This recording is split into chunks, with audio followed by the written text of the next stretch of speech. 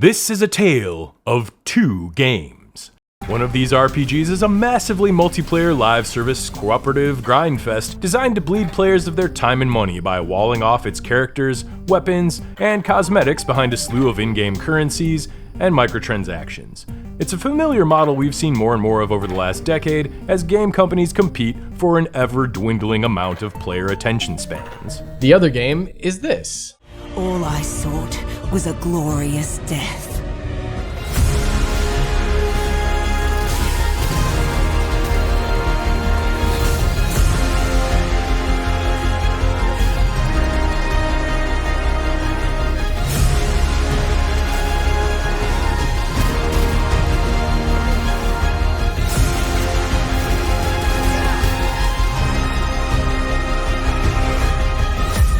A beautiful, tightly crafted action RPG that combines fast, frantic combat with deep character customization, semi-open zones, challenging bosses, and 3-player cooperative dungeon crawling. Here's the thing. These two games are actually the same game. Say what? And the transformation of Wayfinder since its initial release is a fascinating tale. This game and its developer, Airship Syndicate, both stand with one foot on the shifting grounds of the AAA landscape, which, if you keep up with the news at all, is becoming more and more volatile with each passing day. Are people even working at AAA studios anymore? Or is it just a bunch of empty conference rooms filled with the notes from shareholder meetings? You decide. It's just backrooms. Backrooms in real life. Just up at the top, special thanks goes out to all those who support us at the Heroes Tavern over on Patreon. If you want to find out how you can join us around this cozy fireplace, stick around till the end of the video. However, today's video will be a little bit different. We'll be taking an in-depth look at Wayfinder, of course, but we'll also be dipping a toe into the current landscape of big-budget live service and cooperative gaming to shed some light on how history is repeating itself. The bad kind of history. Yeah, it's the bad kind. We'll answer some important questions. Has Airship managed to maneuver the much maligned live service model into something more sustainable? Was Wayfinder even worth saving? We aim to find out. My name is Boss Sauce. And I'm Roland Coons. And together, we are the two-headed hero. What makes this action RPG so special? Well, to start, Wayfinder opens with the final battle. This is not hyperbole. Your heroes are dead. Dead. They are dead. The last living settlements are being swallowed up by the Gloom, a dark and mysterious force that can be shaped by memories, thoughts, and fears. The Gloom's forces, led by a fearsome horned monster called the Precursor, erupt through the gate and into the city of Skylight. In desperation, the city's guardian, Omen, leads a suicide mission along Skylight's greatest heroes in an attempt to light a magical beacon and stop the incursion. It's too late. The Precursor's massive blade swings down, cleaving the heroes into chunky purple pixels. And there's no Nathan Fillion or Pete Davidson cameo on this Suicide Squad. Surprisingly, this is not the end, or we'd have a really short game on our hands. Turns out Omen has the power to pull the memories of dead heroes from the Gloom by using a special crystal shard. But that's not all. With the right materials and know-how, the shard has the power to alter reality within Gloom itself. With this power of the Gloom shard, it falls upon you, yes you, dear player, to reunite your band of champions. Beat back the waves of shifting entropy and strike at the heart of the Gloom, or whatever mysterious, malevolent entity is guiding it. You'll uncover the secrets of Wayfinder by exploring a vast overworld and randomized dungeons, scooping up massive piles of loot, and slicing the stuffing out of millions of minions with fast, frantic, live service-friendly combat, alongside 1 to 2 co-op buddies, of course. Are you going to be the good Suicide Squad, or the shitty Suicide Squad? What do we have here? Big studios have been trotting out the promise of games as a service ever since the big MMORPG rush of the late 1990s and early aughts. With each passing year, more and more of these titles attempted to chomp up the time and money of players worldwide, and nearly all of them lie abandoned in some desolate corner of the internet. It takes something truly unique to stick out from the pile. But if there's one thing Airship Syndicate knows how to do, it's make something unique. You see, Airship didn't begin life as Airship. They used to be known as Vigil Games.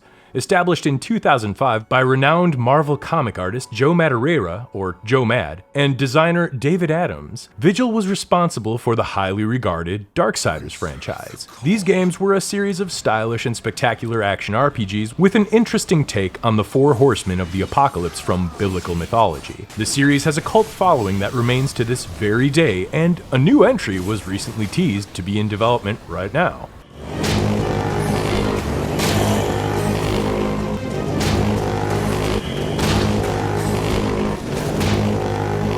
Vigil Games was brought under the banner of large publisher THQ in 2006, joining many more acquisitions during the publisher's decade-long spending spree. After reporting staggering losses for 2 years, THQ went under entirely in 2013. This was largely attributed to the massive failure of the U-Draw, a drawing tablet designed to work with 7th gen gaming consoles. I don't know, man. What a weird thing to do. I want to draw pictures on my PlayStation 3. A device that is simply not made for that. Once you get the drawing on your PlayStation 3, what do you do with it?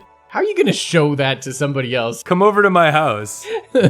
Come over to my house and let me show you my PS3 drawings. If you're going to buy a whole bunch of great gaming studios, maybe don't hang it on PictoChat.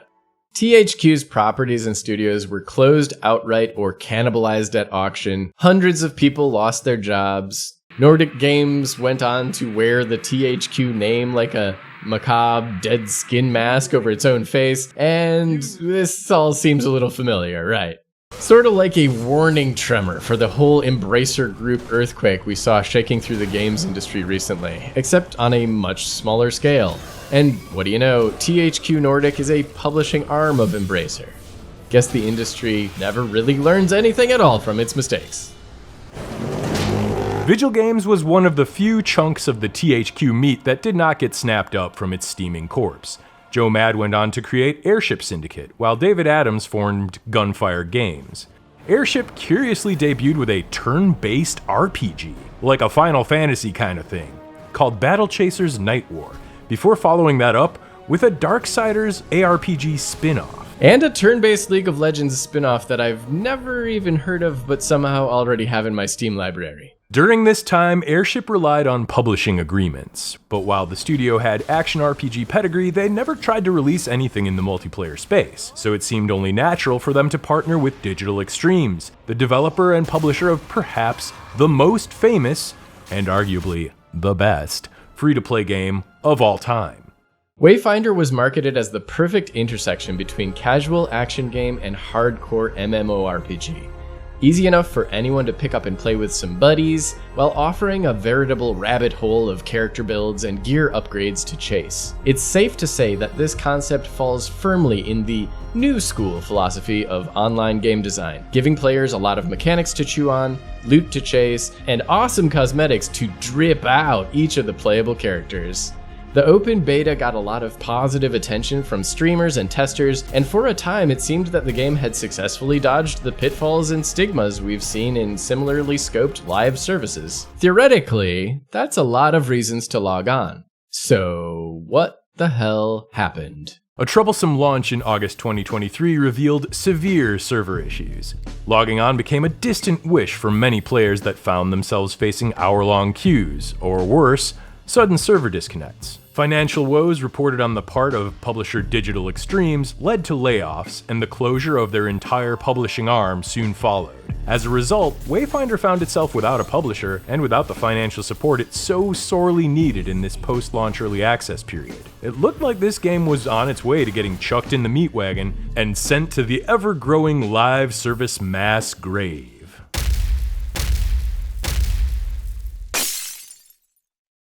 Seems a shame that all these temporary worlds are fated to go dark, never to be seen by gamer eyes again. You have all this infrastructure, gameplay, netcode, artwork, soundtracks, hours upon thousands of hours of human hands go into making these things. Purchasing a game is no longer ownership in our current world cyberpunk dystopia, and paying money is no longer a guarantee that you'll be able to revisit an experience in the future.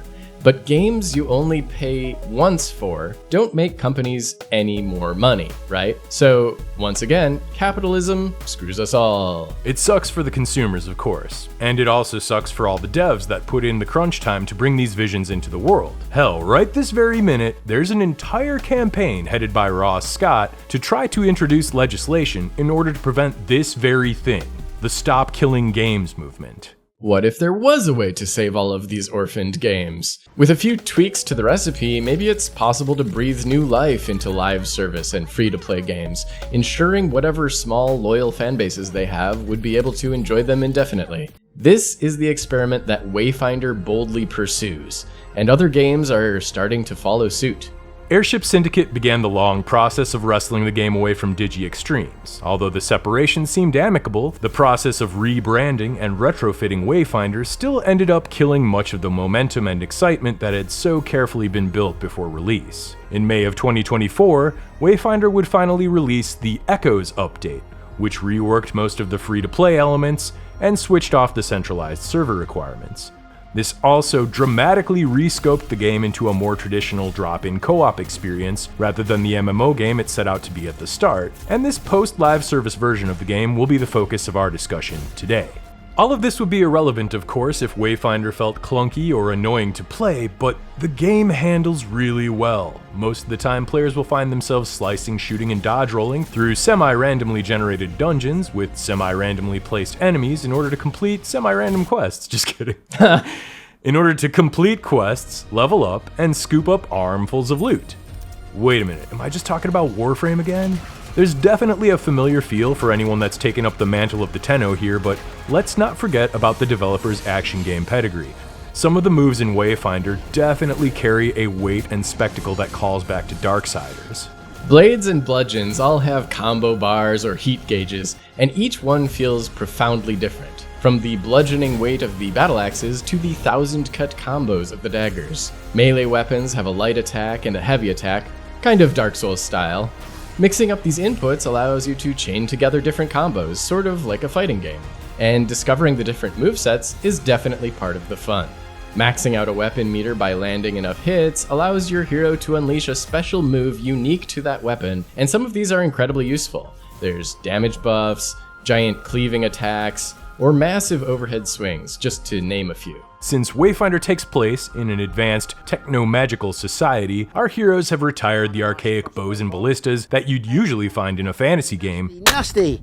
Oh, I missed. I got the bloke behind him. In favor of awesome-looking steampunk rifles and shotguns. Firearms have an active reload mechanic which lets you squeeze a little more damage out of the new magazine.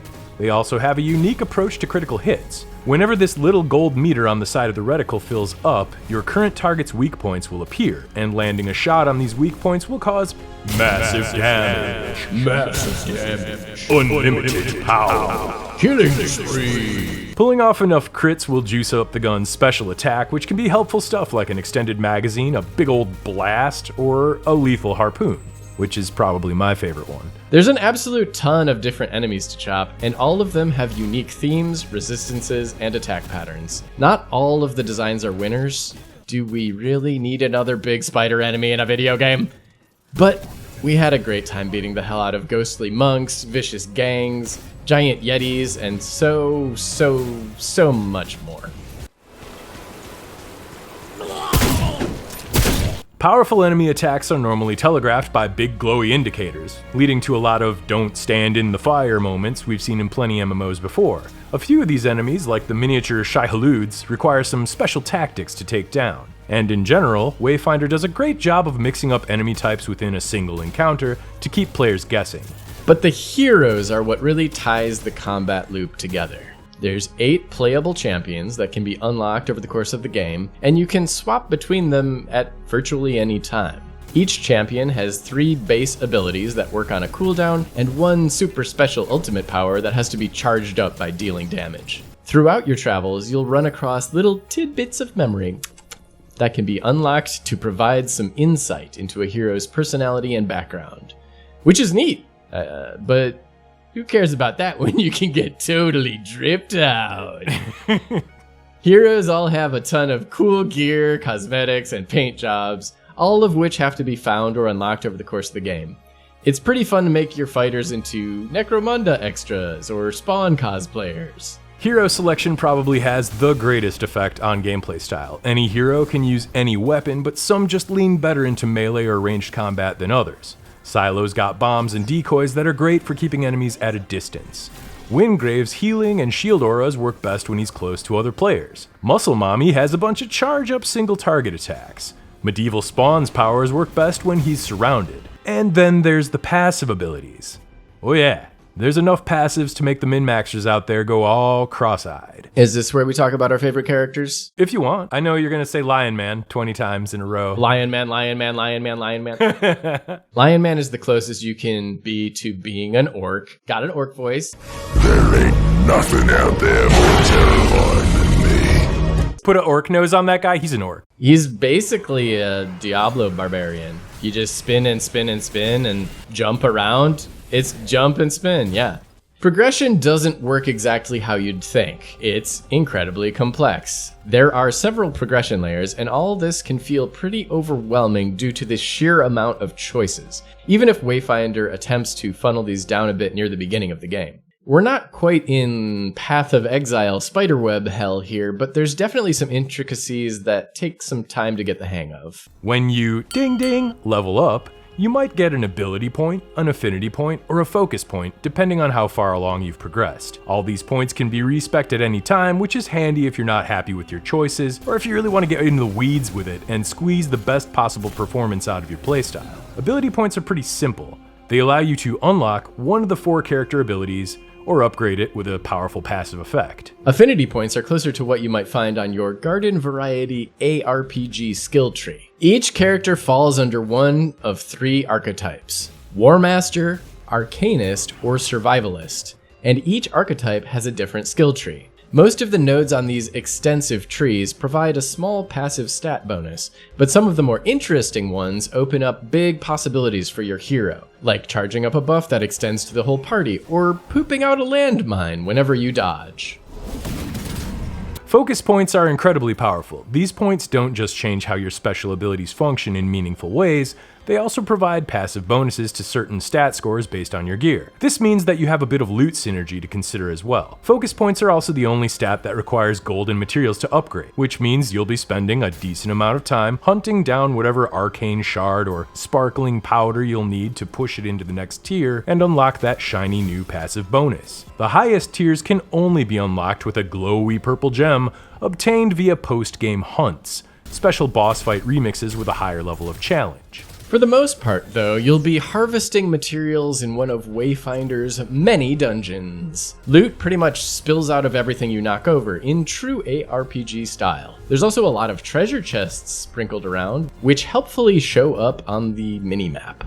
This is great news for those that need a little microdose of dopamine. Don't we all? Loot is represented by these floaty orbs, which are automatically sucked into your character's tummy before revealing what you've snatched up in the top left of the screen. Oh, it's tummy butter! There's a ton of loot that drops in the field. Cosmetic items, armor pieces, even furniture for your apartment. Yeah, there's a customizable apartment. We'll get to that later. I guess it's not as tactile a system as having to pick up and sift through a backpack like in traditional ARPGs, but it definitely cuts down on the amount of loot Tetris most of those games feature. Weapons and gear are all leveled, and have a familiar MMO color tier system that runs from white to orange in ascending levels of quality. Even if a weapon has the same level and quality, they're not always created equal. Look a little closer. You might notice these tiny icons on that shiny new blade or fancy bracelet. These are echo slots, which are tied into yet another progression mechanic. Sometimes beating monsters into bits will cause an echo to plop out. Gross. To explain echoes, well, brace yourself because we're about to use the word echo 7 more times. Unlike their real-life counterparts, these little crystals actually do contain helpful energies, and slotting them into your weapons, gear, and characters can add some major bonuses to your stats. To further complicate things, echoes have an energy level, and your character has to have enough free capacity to equip the echo in the first place. Echoes also have both a quality level and a type, and can only be added to matching gear slots. Certain boss monsters drop a special type of echo that adds another passive ability to your weapon and character, and these can only be slotted into a special echo slot. So yeah, this is an entirely different rabbit hole to dive into alongside the already complex progression system, since farming monsters for the right high quality echo can have a major effect on your character build. Echo. Echo, echo, echo, echo.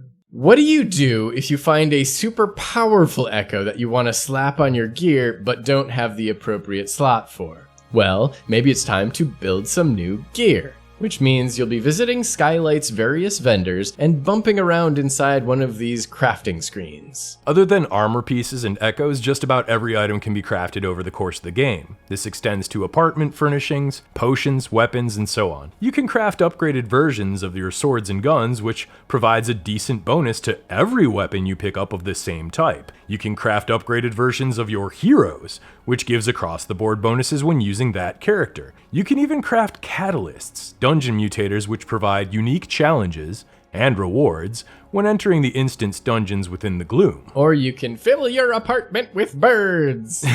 So many birds and slimes. Come hang out in the goo hang. Yeah, the goo corner. It's how I get to sleep at night. It's like having one of those weighted blankets. But all around you. The dungeon designs mainly consist of a quasi-randomized map that contains quasi-randomized monsters. Throw in some optional events, a pile of treasure chests, a battalion of monsters, a bunch of respawn points, and an obvious boss gate at the end, and you've got yourself a nice, balanced dungeon crawl. Some of the frameworks in these dungeons begin to look familiar after the first half dozen visits, but there's enough variety throughout the game that it never felt overplayed.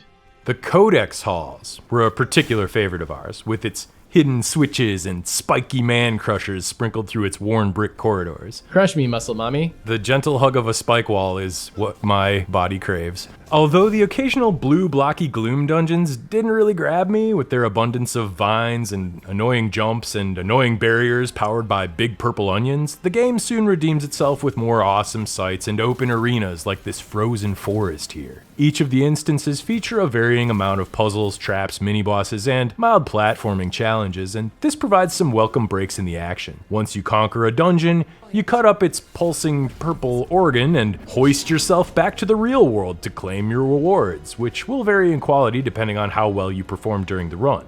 As mentioned before, it's possible to mix up these dungeon runs even further by applying catalysts. These are mutators that can be combined in different orders to create challenging scenarios. For example, combining a shadow gem and a solar gem makes monsters explode into ever-burning patches of blue flame. But putting 3 shadow gems together introduces a unique challenge where your heroes have to pick up and carry a dwindling torch and can only fight within its light unless they want to take constant damage. Yes, it is Final Fantasy Crystal Chronicles. This does a lot to mix up the standard dungeon runs, and these mutators can also be used to increase the intensity of the game's various boss fights.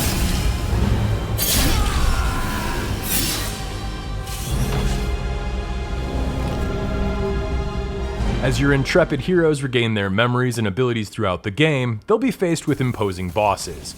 These battles, or hunts, are special encounters that feel very inspired by Dark Souls bosses and World of Warcraft raids.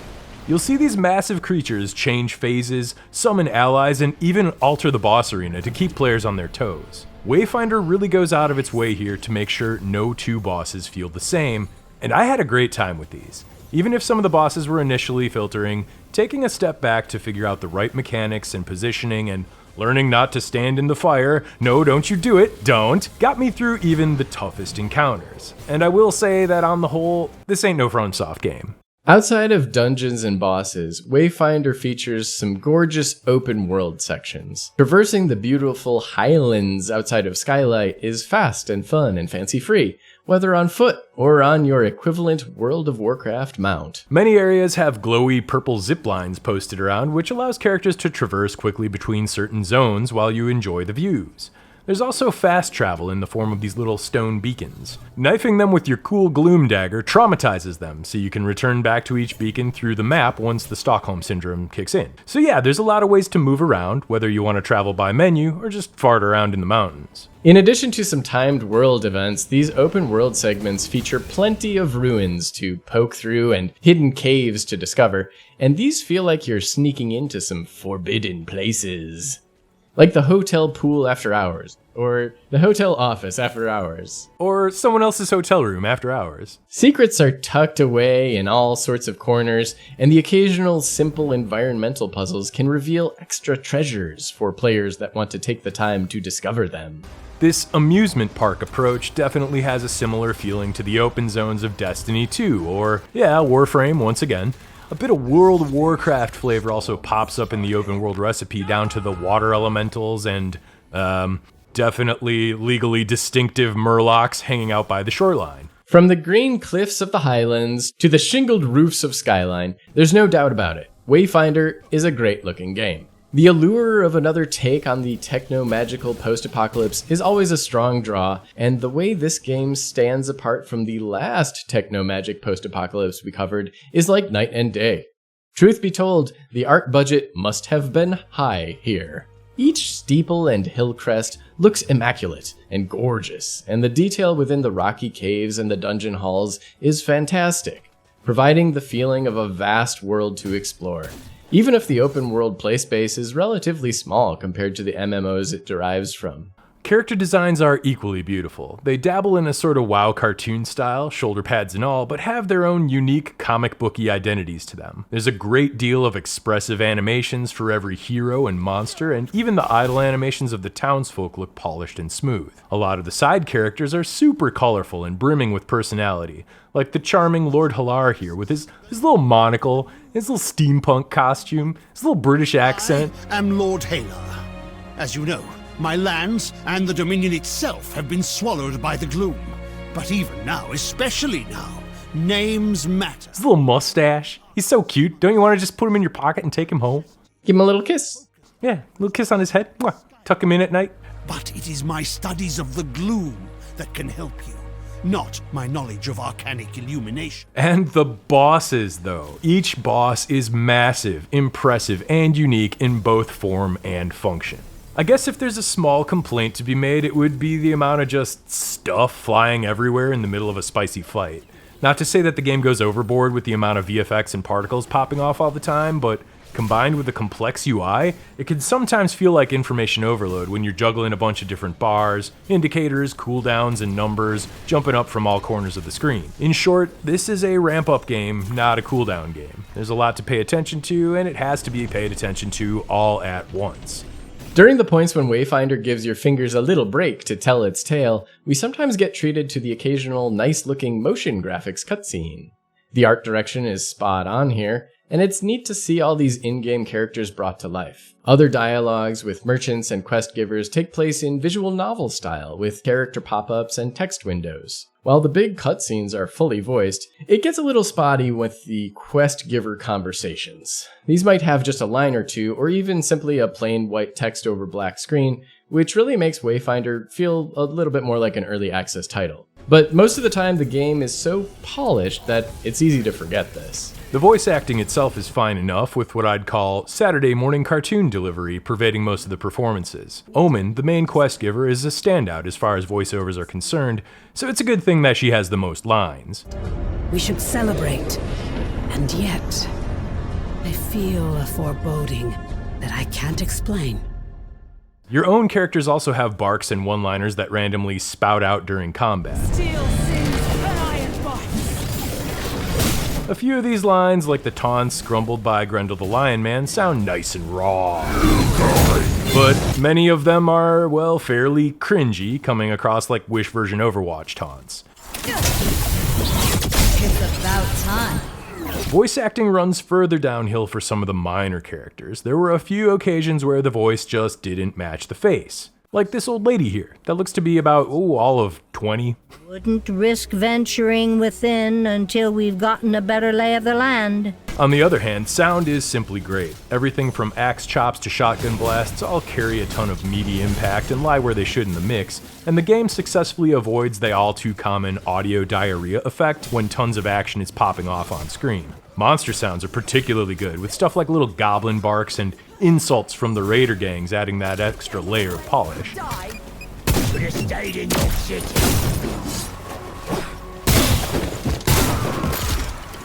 And the soundtrack, while understated, has this great crossover between fantasy orchestra and moody electronics, and it has a truly unique flavor. It feels quite fitting for such a strange and beautiful world as this.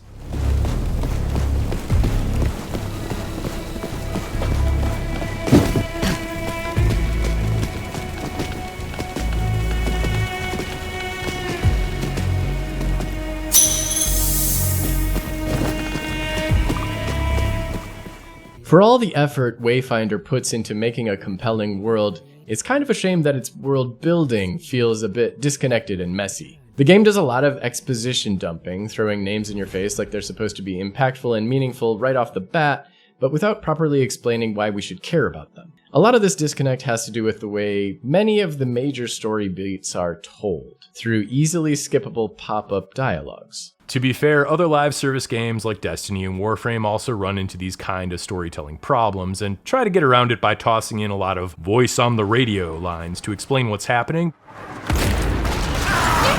My favorite ghoul is the one that rips the maggot head off! But who the hell has time to listen to that when you're blasting away at 24 abominations?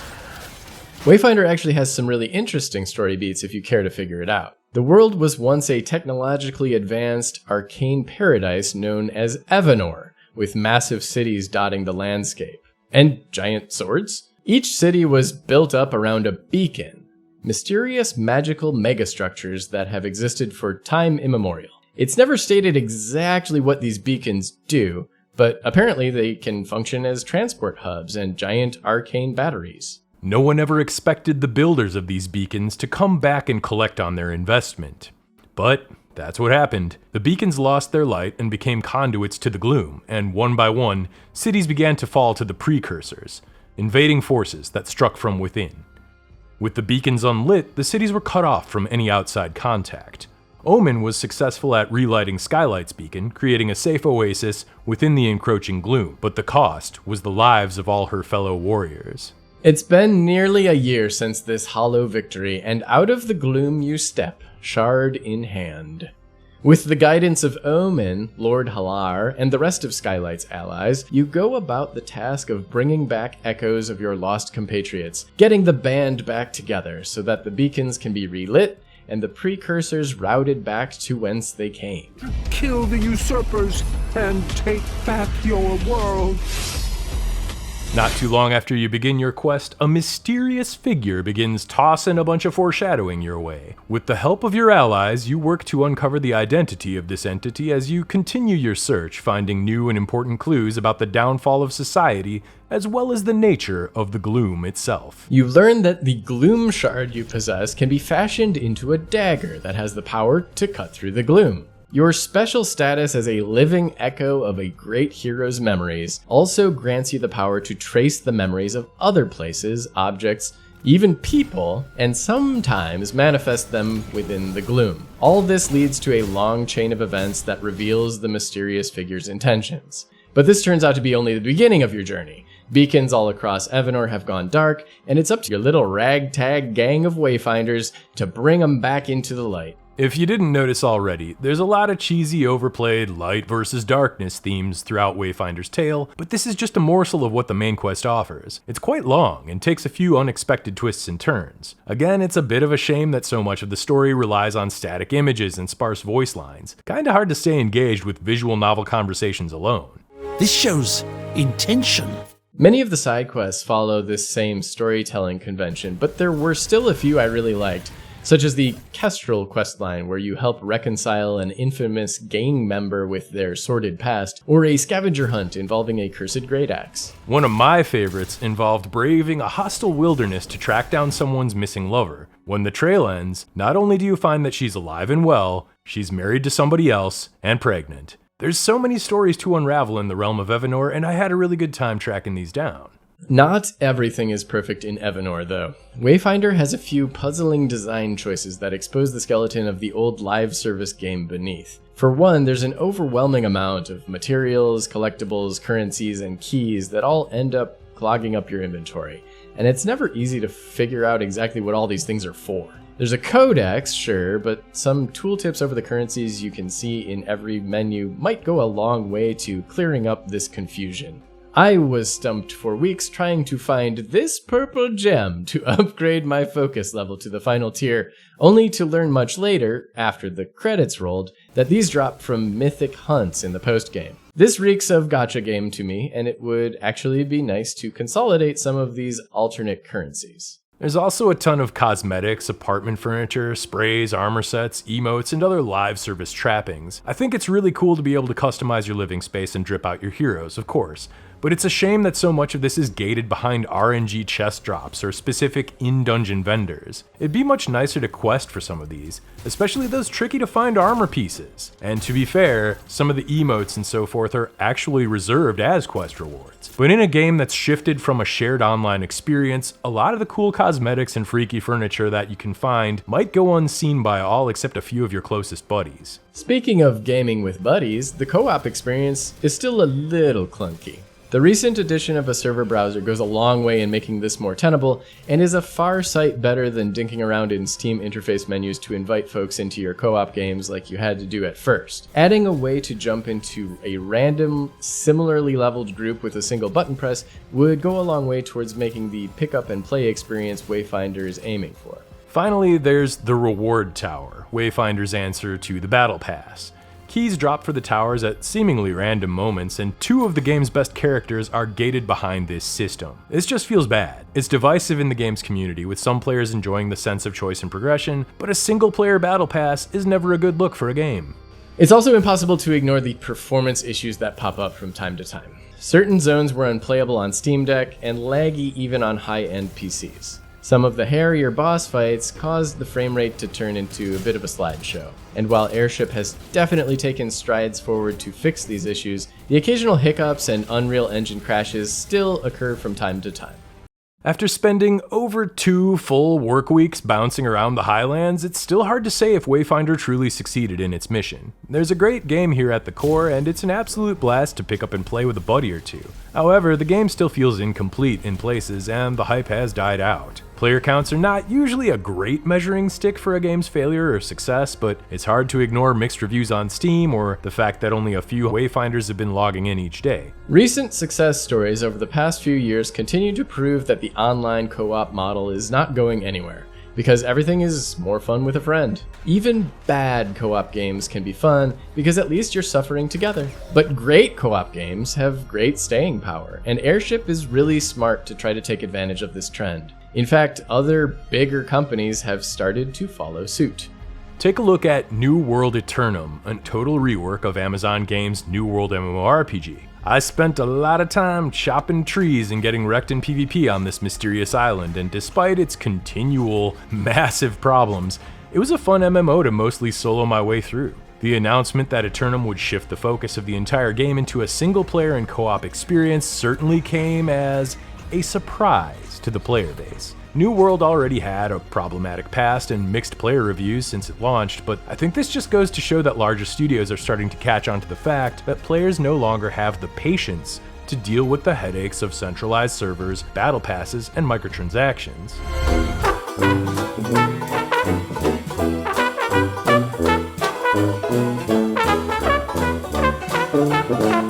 Anyway, hopefully we'll see this paradigm shift succeed and spread into the rest of the AAA space and beyond. It could be the start of an era where buying a game really means buying a game once more, and not just an admission ticket to an online store. And it all starts here with an intensely gorgeous ARPG called Wayfinder.